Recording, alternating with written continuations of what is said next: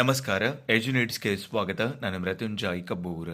2026-27ನೇ ಸಾಲಿನ ಕರ್ನಾಟಕ ವಿಶ್ವವಿದ್ಯಾಲಯ ಧಾರವಾಡದ ಪಿಜಿ ಪ್ರವೇಶಾತಿ ಈಗಾಗಲೇ ಆರಂಭವಾಗಿದೆ.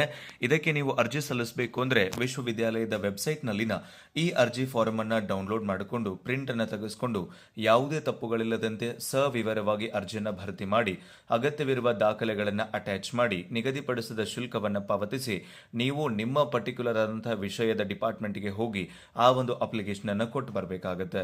ಈ ನಡುವೆ ಈ ಅರ್ಜಿಯನ್ನ ಹೆಂಗ್ ಭರ್ತಿ ಮಾಡೋದು, ಹೇಗೆ ಫೀಸ್ ಅನ್ನು ಪಾವತಿ ಮಾಡೋದು, ಏನೇನು ಡಾಕ್ಯುಮೆಂಟ್ಸ್ಗಳು ಬೇಕಾಗುತ್ತೆ ಅನ್ನುವಂತಹ ಎಲ್ಲ ವಿವರಗಳನ್ನ ಈ ವಿಡಿಯೋದ ಮೂಲಕ ತಿಳಿಸಿಕೊಡುವಂತಹ ಪ್ರಯತ್ನವನ್ನು ಮಾಡ್ತಾ ಇದ್ದೀನಿ. ವಿಡಿಯೋ ಸ್ಟಾರ್ಟ್ ಮಾಡೋದಕ್ಕಿಂತ ಮೊದಲು ನೀವೇನಾದರೂ ಎಜುನೇಟ್ಸ್ಗೆ ಹೊಸಬರಾಗಿದ್ರೆ ಅಥವಾ ಇನ್ನುವರೆಗೂ ಸಬ್ಸ್ಕ್ರೈಬ್ ಮಾಡಿಕೊಂಡಿಲ್ಲ ಅಂತಂದ್ರೆ ಸಬ್ಸ್ಕ್ರೈಬ್ ಆಗೋದನ್ನು ಮರಿಬೇಡಿ ಮತ್ತು ಮುಂದಿನ ಎಲ್ಲ ಅಪ್ಡೇಟ್ಸ್ಗಳಿಗಾಗಿ ನೋಟಿಫಿಕೇಶನ್ ಬೆಲ್ ಒತ್ತಿ ಆಲ್ ಅಂತ ಸೆಲೆಕ್ಟ್ ಮಾಡಿ. ಆದ್ಮೇಲೆ ಈಗಾಗಲೇ ನಾನು ಕರ್ನಾಟಕ ವಿಶ್ವವಿದ್ಯಾಲಯದ 2026-27ನೇ ಸಾಲಿನ ಪಿಜಿ ಪ್ರವೇಶಾತಿಯ ನೋಟಿಫಿಕೇಶನ್ ನ ಪರಿಚಯವನ್ನ ಮಾಡಿಕೊಟ್ಟಿದ್ದೀನಿ. ಮುಂದುವರೆದು ಎರಡನೇ ವಿಡಿಯೋ ಇದು. ಹೇಗೆ ಯಾವುದೇ ತಪ್ಪಿಲ್ಲದಂತೆ ಅರ್ಜಿ ಸಲ್ಲಿಸೋದು, ಏನೇನು ಡಾಕ್ಯುಮೆಂಟ್ಸ್ಗಳು ಬೇಕಾಗ್ತವೆ ಅನ್ನುವಂಥ ವಿವರಗಳನ್ನು ನೋಡ್ತಾ ಹೋಗೋಣ.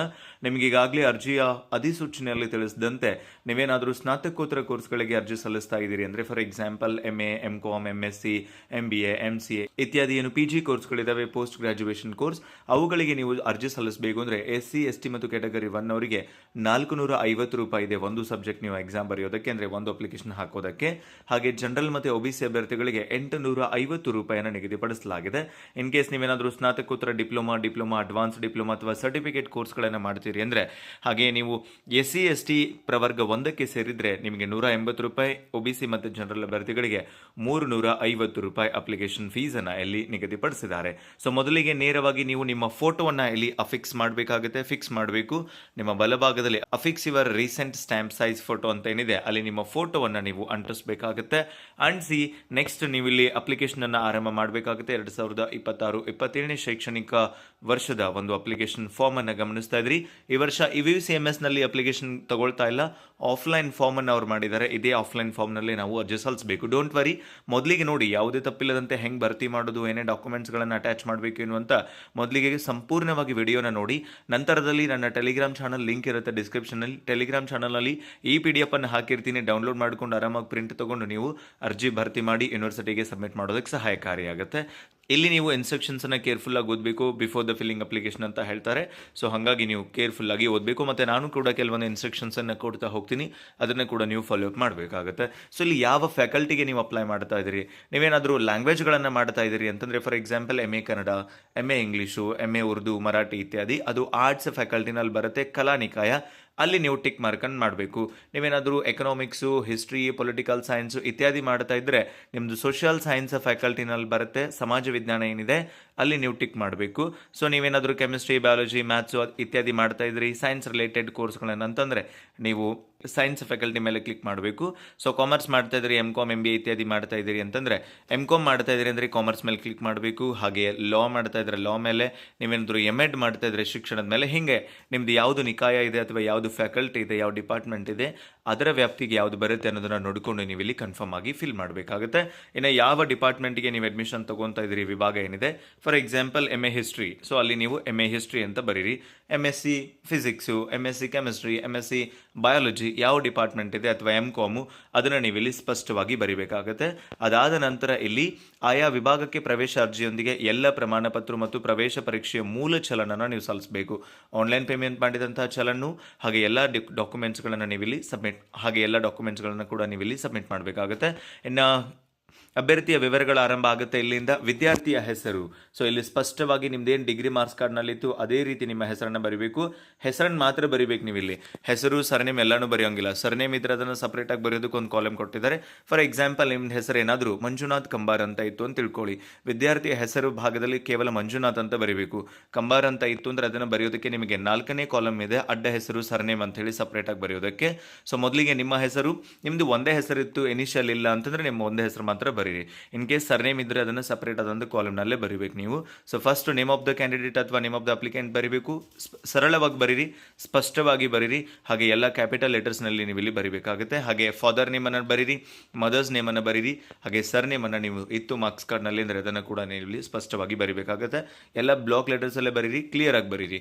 ಆಮೇಲೆ ನಿಮ್ಮ ಜೆಂಡರನ್ನು ಇಲ್ಲಿ ನೀವು ಟಿಕ್ ಮಾಡಬೇಕಾಗುತ್ತೆ. ಆಮೇಲೆ ಡೇಟ್ ಆಫ್ ಬರ್ತನ್ನು ಪರ್ಟಿಕ್ಯುಲರ್ ಆಗಿ ನೀವು ಮೆನ್ಷನ್ ಮಾಡಬೇಕು. ಸೊ ಅದು DDMMYY ಅನ್ನುವಂಥ ಫಾರ್ಮ್ಯಾಟ್ನಲ್ಲಿ. ಫಾರ್ ಎಕ್ಸಾಂಪಲ್ ನಿಮ್ದೇನಾದರೂ ಜನವರಿ 1, 2000 ಆಗಿತ್ತು ಅಂತಂದರೆ 01/01/2000 ಅಂತ ಬರೀಬೇಕು. ಜೂನ್ 1 ಆಗಿತ್ತು ಅಂದರೆ 01/06/2000 ಅಂತ ಬರೀಬೇಕು. ಸೊ ಅಲ್ಲಿ ನಿಮ್ಮದು ಏನು DDYY ಫಾರ್ಮ್ಯಾಟ್ ಇದೆ, DDMMYY ಫಾರ್ಮ್ಯಾಟ್ ಇದೆ, ಅದನ್ನು ನೀವು ಇಲ್ಲಿ ಭರ್ತಿ ಮಾಡಬೇಕಾಗುತ್ತೆ. ಹುಟ್ಟಿದ ಸ್ಥಳ, ಪ್ಲೇಸ್ ಆಫ್ ಬರ್ತ್, ನೀವೆಲ್ಲಿ ಜನಿಸಿದ್ರಿ ಅದನ್ನು ಬರೀರಿ. ಹಾಗೆ ನಿಮ್ದು ಯಾವ ಕೆಟಗರಿ ಇದೆ ಆ ಕೆಟಗರಿನ ಸ್ಪೆಸಿಫೈ ಮಾಡಿ.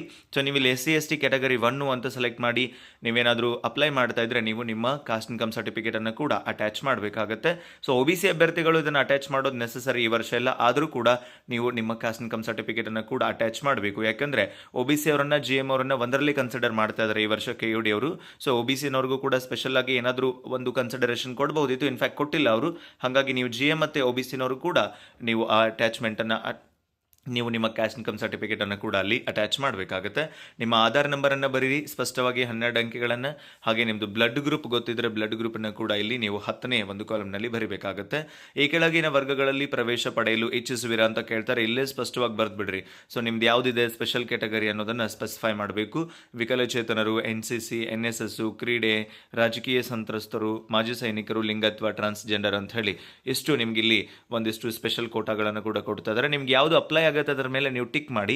ಸೊ NSS ಇದ್ರೆ NSS ಮೇಲೆ ನೀವು ಟಿಕ್ ಮಾಡಬೇಕಾಗುತ್ತೆ. ಈ ಹಿಂದೆ ಅಭ್ಯಸಿಸಿದ ಮಹಾವಿದ್ಯಾಲಯದ ಹೆಸರು, ನಿಮ್ದು ಡಿಗ್ರಿ ಎಲ್ಲಿ ಮುಗಿದಿದೆ ಅದನ್ನು ನೀವು ಇಲ್ಲಿ ಬರೀಬೇಕು. ನಿಮ್ಮ of the college last attended, ನಿಮ್ಮದು BEd ಮೇಲೆ PG ಮಾಡ್ತಿದ್ರೆ ಅದನ್ನು ಬರೀರಿ. ಡಿಗ್ರಿ ಮೇಲೆ PG ಮಾಡ್ತಿದ್ರೆ ನಿಮ್ದು ಯಾವ ಲಾಸ್ಟ್ ಕಾಲೇಜ್ ಇತ್ತು. For example government degree college ಆಗಿತ್ತು ಅಂದರೆ ಗೌರ್ಮೆಂಟ್ ಡಿಗ್ರಿ ಕಾಲೇಜ್ ಧಾರವಾಡ ಅಂತ ಬರೀರಿ. ಅರ್ಹತಾ ಪರೀಕ್ಷಾ ಹೆಸರು, ಮೂಲ ಭಾಷಾ ವಿಷಯಗಳನ್ನು ಹೊರತುಪಡಿಸಿ ಐಚ್ಛಿಕ ವಿಷಯಗಳ ಅಂಕಗಳನ್ನು ಮಾತ್ರ ಪರಿಗಣಿಸಬೇಕು. ಫಾರ್ ಎಕ್ಸಾಂಪಲ್ ನಿಮ್ದೇನಾದರೂ ಹಿಸ್ಟ್ರಿ, ಜಾಗ್ರಫಿ, ಪೊಲಿಟಿಕಲ್ ಸೈನ್ಸ್ ಇತ್ತು ಡಿಗ್ರಿನಲ್ಲಿ ಅಂದರೆ ಆ ಮೂರನ್ನು ಮಾತ್ರ ಬರೀಬೇಕು. ಕನ್ನಡ, ಇಂಗ್ಲಿಷ್ ಲ್ಯಾಂಗ್ವೇಜ್ಗಳನ್ನು ಇಲ್ಲಿ ಕನ್ಸಿಡರ್ ಮಾಡಂಗಿಲ್ಲ. ಜೊತೆಗೆ ನೀವು ಸೈನ್ಸ್ನವರು ಕೂಡ ನಿಮ್ಮದು PCB ಇದ್ದರೆ ಅಥವಾ PCM ಇದ್ದರೆ ಅದನ್ನು ಮಾತ್ರ ಬರೀಬೇಕು ನೀವು ಇಲ್ಲಿ. ಸೊ ನಿಮ್ಮ ಲ್ಯಾಂಗ್ವೇಜ್ ಸಬ್ಜೆಕ್ಟ್ಗಳನ್ನು ನೀವು ಇಲ್ಲಿ ಕನ್ಸಿಡರ್ ಮಾಡಂಗಿಲ್ಲ. ಸೇಮ್ MCOMದವರು ಕೂಡ ಸೇಮ್ ಲ್ಯಾಂಗ್ವೇಜ್ ಬಿಟ್ಟು ನಿಮ್ದೇನು ಕೋರ್ ಸಬ್ಜೆಕ್ಟ್ಗಳಿರ್ತವೆ, ಅಕೌಂಟೆನ್ಸಿ ಅಥವಾ ಈ ಬೇರೆ ಬೇರೆ ಅಕೌಂಟೆನ್ಸಿ ಅಥವಾ ಬಿಸ್ನೆಸ್ ಸ್ಟಡೀಸು, ಆ ಸಬ್ಜೆಕ್ಟ್ಗಳನ್ನು ನೀವು ಇಲ್ಲಿ ಸ್ಪೆಷಲ್ ಆಗಿ ಮೆನ್ಷನ್ ಮಾಡಬೇಕಾಗುತ್ತೆ.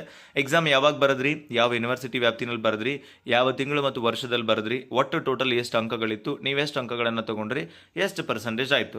ಫಾರ್ ಎಕ್ಸಾಂಪಲ್ ನೀವು ಕರ್ನಾಟಕ ಯೂನಿವರ್ಸಿಟಿನಲ್ಲೇ ಇದೇ ವರ್ಷ ಡಿಗ್ರಿ ಪಾಸ್ ಆಗಿದ್ರೆ ಸೊ BA 6th ಸೆಮ್ ಅಂತ ಬರೀರಿ. ಯಾವ ಯೂನಿವರ್ಸಿಟಿ, ಕರ್ನಾಟಕ ಯೂನಿವರ್ಸಿಟಿಯಿಂದ ಬರೀರಿ. ಯಾವ ತಿಂಗಳು ಮತ್ತು ವರ್ಷದಲ್ಲಿ ಎಕ್ಸಾಮ್ ಅಟೆಂಡ್ ಆಗಿದ್ರೆ ಅದನ್ನು ಬರೀರಿ.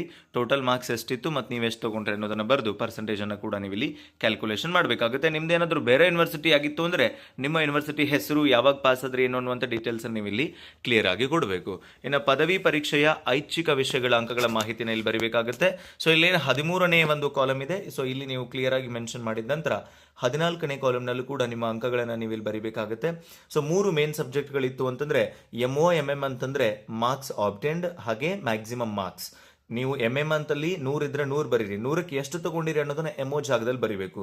ಸೊ MO ಅಂತಂದ್ರೆ ನೀವು ಮಾರ್ಕ್ಸ್ ಆಪ್ಟೆನ್ ನೀವು ಎಷ್ಟು ತಗೊಂಡಿರಿ ಅಂತ ಹೇಳಿ. MM ಅಂದ್ರೆ ಒಟ್ಟು ಅಂಕಗಳು ಎಷ್ಟಿತ್ತು ಅಂತಂದ್ರೆ. ಫಾರ್ ಎಕ್ಸಾಂಪಲ್ PCB ಆಗಿತ್ತು ಅಂದ್ರೆ ಫಿಸಿಕ್ಸ್, ಕೆಮಿಸ್ಟ್ರಿ, ಬಯಾಲಜಿ ಅಂತ ಬರೀರಿ 3 ಕಾಲಮ್ನಲ್ಲಿ. ಸೊ 1ನೇ ಸೆಮಿಸ್ಟರ್ನಲ್ಲಿ ನೀವು ಎಷ್ಟು ತಗೊಂಡಿರಿ, 100ಕ್ಕೆ 50 ಅಥವಾ 100ಕ್ಕೆ 80, 100ಕ್ಕೆ 90 ಅದನ್ನು ಬರೀಬೇಕು. 2ನೇ ಸೆಮ್ನಲ್ಲಿ ಎಷ್ಟು ತಗೊಂಡ್ರಿ 100ಕ್ಕೆ, 3ನೇ ಸೆಮ್ನಲ್ಲಿ ಎಷ್ಟು ತಗೊಂಡ್ರಿ, ಹಿಂಗೆ 5ನೇ ಸೆಮ್ನಲ್ಲೂ 6ನೇ ಸೆಮ್ನಲ್ಲೂ ಟೋಟಲ್ ಎಷ್ಟು ತಗೊಂಡ್ರಿ, ಟೋಟಲ್ ಪರ್ಸೆಂಟೇಜ್ ಎಷ್ಟಾಯಿತು ಅಂತ ನೀವು ಇಲ್ಲಿ ಅದನ್ನು ಭರ್ತಿ ಮಾಡಬೇಕಾಗುತ್ತೆ. ಫಾರ್ ಎಕ್ಸಾಂಪಲ್ ನಿಮ್ಮದು ಹಿಸ್ಟ್ರಿ ಇತ್ತು ಅಂದ್ಕೊಳ್ಳಿ, ಮೊದಲನೇ ಸಬ್ಜೆಕ್ಟು. ಮೊದಲನೇ ಸೆಮ್ನಲ್ಲಿ ನೀವು 100ಕ್ಕೆ 80, 2ನೇ ಸೆಮ್ನಲ್ಲಿ 100ಕ್ಕೆ 68, 3ನೇ ಸೆಮ್ನಲ್ಲಿ 83, 4ನೇ ಸೆಮ್ನಲ್ಲಿ 44, 5ನೇ ಸೆಮ್ನಲ್ಲಿ 85, 6ನೇ ಸೆಮ್ನಲ್ಲಿ 90 ಅಂತ ಬರಿತೀರಿ. ಆಮೇಲೆ ಟೋಟಲ್ ಎಷ್ಟಾಯಿತು, 6 ಸೆಮಿಸ್ಟರು 600, 600ಕ್ಕೆ ನೀವು ಎಷ್ಟು ತಗೊಂಡ್ರಿ, 80, 50, 40 ಎಲ್ಲ ಕೂಡಿಸಿ ಬರೀರಿ ಪರ್ಸೆಂಟೇಜ್ ಎಷ್ಟಾಯಿತು ಅಂತ. ಸೊ ಹೀಗೆ ನೀವು 3 ಕೋರ್ ಸಬ್ಜೆಕ್ಟ್ಗಳನ್ನು ಕೂಡ ಇಲ್ಲಿ ಮೆನ್ಷನ್ ಮಾಡಬೇಕಾಗುತ್ತೆ. ಹೆಚ್ಚುವರಿ ಶುಲ್ಕದಡಿ ಪ್ರವೇಶ ಬಯಸುವಿರಾ ಅಂತ ಕೇಳ್ತಾ ಇದ್ದಾರೆ. So enhanced fees message. So ನಿಮ್ಗೆ ಬೇಕು ಅಂದರೆ ಹೌದು ಅಂತ ಟಿಕ್ ಮಾಡಿ, ಇಲ್ಲ ಅಂದರೆ ಇಲ್ಲ ಅಂತ ಟಿಕ್ ಮಾಡಿ. ಬಿಕಾಸ್ ನೀವು ಸ್ವ ಆರ್ಥಿಕ ಅಂದರೆ ಸೆಲ್ಫ್ ಫಿನಾನ್ಸು ಮತ್ತು ಈ ಎನ್ಹ್ಯಾನ್ಸ್ಡ್ ಫೇಸ್ ಏನಿರುತ್ತೆ ಇದು ಗೌರ್ಮೆಂಟ್ ಕೋಟಾ ಅಲ್ಲ, ಮ್ಯಾನೇಜ್ಮೆಂಟ್ ಕೋಟಾ ಅಂತ ಕರಿತೀವಿ ನಾವು. ಸೊ ಅದು ಬೇಕು ನಿಮಗೆ ಅಂದರೆ ಎಸ್ ಅಂತ ಟಿಕ್ ಮಾಡಿ, ನೋ ಅಂತ ಆದರೂ ಟಿಕ್ ಮಾಡಿ, ಅದು ನಿಮಗೆ ಬಿಟ್ಟದ್ದು. ಬಟ್ ನೀವು ಅದೇನು ಕಂಪಲ್ಸರಿ ಇಲ್ಲ, ನೀವು ಮಾಡಲೇಬೇಕು ಅಂತ ಏನಿಲ್ಲ. ಅದ್ರ ನೀವು ಅದನ್ನು ಕೊಟ್ಟರೆ ಅಂದರೆ ಆಮೇಲೆ ನೀವು ಸೀಟ್ ತಗೊಳ್ಬೇಕು ಅಂತ ಏನಿಲ್ಲ, ನೀವು ಚೇಂಜಸ್ ಕೂಡ ಮಾಡ್ಕೊಳ್ಬೋದು. ಸೊ ನಾನು ಮೊನ್ನೆನೇ ಹೇಳಿದೆ ನಿಮಗೆ, ನೀವು ನಿಮ್ಮ ಎಂಟ್ರೆನ್ಸ್ ಎಕ್ಸಾಮ್ನಲ್ಲಿ ಬೆಸ್ಟ್ ರಿಸಲ್ಟ್ ಮಾಡಿದ್ರೆ ನಿಮಗೆ ಗೌರ್ಮೆಂಟ್ ಸೀಟೇ ಸಿಗುತ್ತೆ ಅಂತ ಹೇಳಿ. ಸೊ ಆನ್ಲೈನ್ ಪೇಮೆಂಟ್ ಡೀಟೇಲ್ಸನ್ನು ಕೂಡ ನೀವು ಇಲ್ಲಿ ಭರ್ತಿ ಮಾಡಬೇಕು. ಅಮೌಂಟ್ ಎಷ್ಟು ಕಟ್ಟಿದ್ರೆ, ರಿಸಿಪ್ಟ್ ನಂಬರು, ಡೇಟು, ಅಮೌಂಟ್ ಎಷ್ಟಿದೆ, ರಿಸಿಪ್ಟ್ ನಂಬರು, ಡೇಟನ್ನು ಹಾಕಿದ ನಂತರ ಸೊ ಬ್ಯಾಂಕ್ ಡ್ರಾಯಿ ಯಾವುದು ಶಾಖೆ ಹೆಸರಂತ ಬರೀಬೇಕು.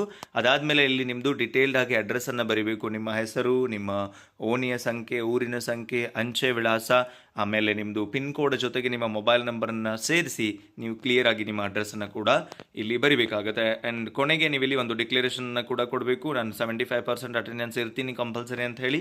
ಸೊ ಡಿಕ್ಲರೇಷನ್ ಕೊಟ್ಟು ನಿಮ್ಮ ಯಾವತ್ತು ನೀವು ಸಬ್ಮಿಟ್ ಮಾಡ್ತಾ ಇರ್ತೀರಿ ಅವತ್ತಿನ ಡೇಟನ್ನು, ಅವತ್ತಿನ ಸ್ಥಳವನ್ನು ಹಾಕಿ ನಿಮ್ಮ ಸೈನನ್ನು ಕೂಡ ನೀವು ಇಲ್ಲಿ ಮಾಡಬೇಕಾಗುತ್ತೆ. ಸೊ ಇಲ್ಲಿ ಎನ್ಕ್ಲೋಜರ್ಸ್ ಏನೇನು ಎನ್ಕ್ಲೋಸ್ ಮಾಡಬೇಕು ನೀವು ಅಂತಂದರೆ, ಅರ್ಹತಾ ಪರೀಕ್ಷೆ ಅಥವಾ ಹೆಚ್ಚುವರಿ ವಿದ್ಯಾಭ್ಯಾಸದ ಅಂಕಪಟ್ಟಿ. ನೀವೇನಾದರೂ ಡಿಗ್ರಿ ಮೇಲೆ ಮಾಡ್ತಾ ಇದ್ರೆ ಎಲ್ಲ 6 ಸೆಮಿಸ್ಟರ್ನ ಅಂಕಪಟ್ಟಿಗಳಿರಬೇಕು. ಹಾಗೆ ನಿಮ್ಮ ಹುಟ್ಟಿದ ದಿನಾಂಕದ ದಾಖಲೆಗಾಗಿ 10th ಮಾರ್ಕ್ಸ್ ಕಾರ್ಡ್ ಮತ್ತು ಆಧಾರ್ ಕಾರ್ಡ್ ಬೇಕು.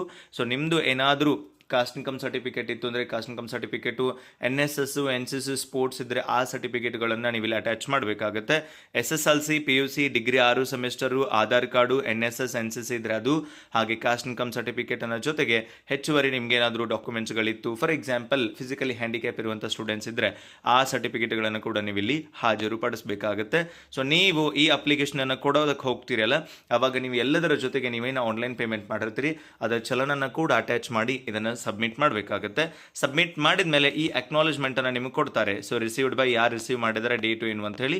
ಅದಾದಮೇಲೆ ನಿಮಗೆ ಈ ಅಕ್ನಾಲೇಜ್ಮೆಂಟನ್ನು ಕೊಡ್ತಾರೆ. ಸೊ ನೀವು ಇದಕ್ಕೂ ಒಂದು ಫೋಟೋ ಹಚ್ಚಬೇಕು, ಮೇಲೂ ಒಂದು ಫೋಟೋ ಹಚ್ಚಬೇಕು. ಸೊ ಫೋಟೋ ಹಚ್ಚಿ ಈ ಒಂದು ನಿಮ್ದು ಯಾವ ನಿಕಾಯ ಇದೆ ಅದನ್ನೆಲ್ಲ ನೀವೇ ಬರ್ಕೊಂಡು ಹೋಗಬೇಕು. ಬರ್ಕೊಂಡು ಹೋಗಿರ್ತೀರಲ್ಲ, ಆಮೇಲೆ ಅದರ ಬೇಸ್ ಮೇಲೆ ಇಲ್ಲೊಂದು ಅವರು ಸೀಲ್ ಆ್ಯಂಡ್ ಸಿಗ್ನೇಚರ್ ಹಾಕಿ ಎಂಟ್ರೆನ್ಸ್ ಎಕ್ಸಾಮದ ನಂಬರ್ ನಿಮ್ದು ಎಷ್ಟಿದೆ ಅನ್ನೋದನ್ನು ಕೊಡ್ತಾರೆ. ಆಮೇಲೆ ಇದೇ ನಿಮ್ಮ ಹಾಲ್ ಟಿಕೆಟು, ಇದೇನು ನಾನು ತೋರಿಸ್ತೇನೆ ಅಕ್ನಾಲೇಜ್ಮೆಂಟು, ಸ್ವೀಕೃತಿ ಪತ್ರ, ಇದು ನಿಮ್ಮ ಹಾಲ್ ಟಿಕೆಟ್ ಥರ ವರ್ಕ್ ಮಾಡುತ್ತೆ. ನಿಮ್ಮದೇ ಯಾವತ್ತು ಎಂಟ್ರೆನ್ಸ್ ಎಕ್ಸಾಮ್ ಇದೆ ಆವತ್ತು ನೀವು ಇದನ್ನು ಕಡ್ಡಾಯವಾಗಿ ತೊಗೊಂಡು ಹೋಗಬೇಕು. ಇದರ ಜೊತೆಗೆ ಯಾವುದಾದ್ರೂ ಒಂದು ಐಡಿಯನ್ನು ಕೂಡ ತೊಗೊಂಡು ಹೋಗಬೇಕು, ನಿಮ್ಮ ಆಧಾರ್ ಕಾರ್ಡ್. ಮತ್ತು ಇದನ್ನು ನೀವು ಕಂಪಲ್ಸರಿಯಾಗಿ ತೊಗೊಂಡು ಹೋದ್ರಿ ಅಂತಂದರೆ ನಿಮಗೆ ಎಂಟ್ರೆನ್ಸ್ ಎಕ್ಸಾಮ್ ಬರೆಯೋದಕ್ಕೆ ಮುಕ್ತವಾದಂಥ ಅವಕಾಶವನ್ನು ಕಲ್ಪಿಸಿಕೊಡ್ಲಾಗುತ್ತೆ. ಸೊ ಈ ರೀತಿಯಾಗಿ ನೀವು ಯಾವುದೇ ತಪ್ಪುಗಳಿಲ್ಲದ ರೀತಿಯಲ್ಲಿ ನಿಮ್ಮ ಅಪ್ಲಿಕೇಶನನ್ನು ಭರ್ತಿ ಮಾಡಬಹುದು ಅಂತ ಹೇಳ್ತಾ, ಸೊ ಇದಕ್ಕೆ ಸಂಬಂಧಪಟ್ಟಂತೆ ಮುಂದಿನ ವಿಡಿಯೋದಲ್ಲಿ ಆನ್ಲೈನ್ ಪೇಮೆಂಟ್ ಮಾಡೋದು ಹೇಗೆ ಅಂತ ನೋಡೋಣ. ಹಾಗೆ ಎಂಟ್ರೆನ್ಸ್ ಎಕ್ಸಾಮ್ ಹೆಂಗಿರುತ್ತೆ, ಕ್ವಶನ್ ಪೇಪರ್ ಹೆಂಗಿರುತ್ತೆ, ಹೆಂಗೆ ನೀವು ಆನ್ಸರ್ಸನ್ನು ಕೊಡಬೇಕಾಗುತ್ತೆ ಅನ್ನುವಂಥ ಡೀಟೇಲ್ಸನ್ನು ಕೂಡ ನೋಡೋಣ ಅಂತ ಹೇಳ್ತಾ, ಈ ಮಾಹಿತಿ ನಿಮಗೆ ಉಪಯುಕ್ತಕಾರಿಯಾಗಿದೆ ಅಂತ ಭಾವಿಸ್ಕೊಂಡು ವಿಡಿಯೋನ ಎಂಡ್ ಅಪ್ ಮಾಡ್ತಾ ಇದ್ದೀನಿ. ಸಿಗೋಣ ಮತ್ತೊಂದು ಪ್ರಮುಖ ಮಾಹಿತಿಯೊಂದಿಗೆ. Thank you so much. Have a good time.